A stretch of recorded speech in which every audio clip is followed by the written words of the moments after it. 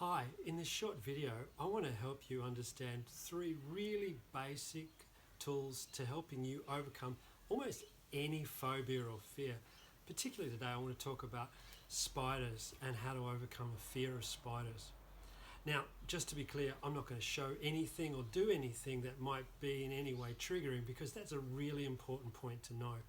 If you're experiencing that sort of fear, the instant thing you might want to do is run away from it, stop it, get away from it. And I want to show you today another way of dealing with those fears.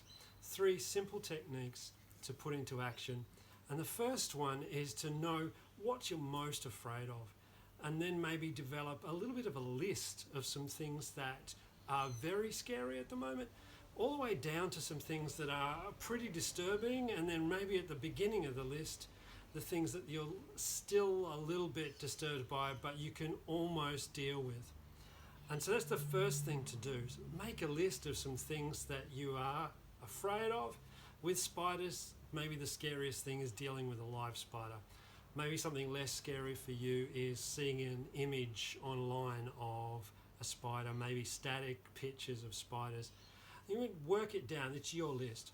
The second thing to do then is to put into practice a technique called gradual exposure. Now, I said at the beginning, you've probably learned that one of the ways of dealing with a fear is getting away from the thing. And if you're still listening now, then you're doing really well, because you're already resisting that urge to stop, to run away.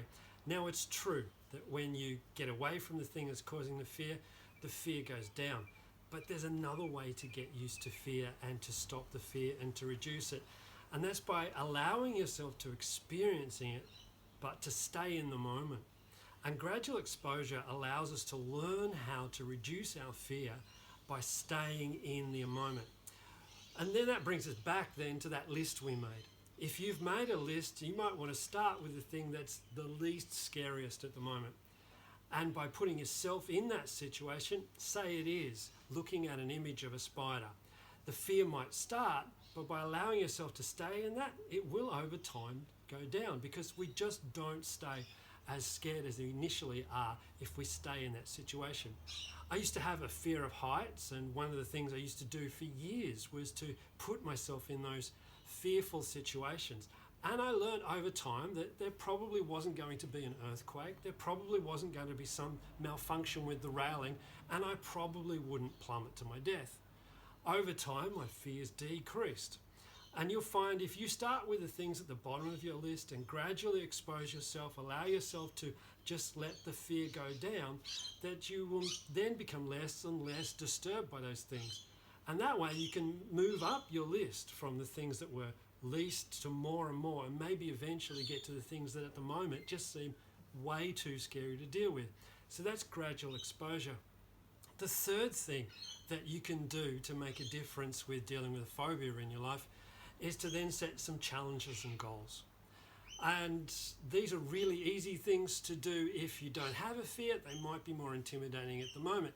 So again, start slow, do it gradually, but maybe some of the goals that you set with spiders at the moment is looking at an image. Maybe being able to do a Google search on spiders and being able to put up with whatever it comes up, knowing that you're not really going to come to any harm. I used to do the same thing with heights. I used to set myself a challenge. Wherever I went to a place, I would go to the highest place, the lookout, the tower, whatever it was, wherever it was, and I would do the experience. Initially, it was tough. Now it's the best thing ever. And that's the wonderful thing about goals and challenges.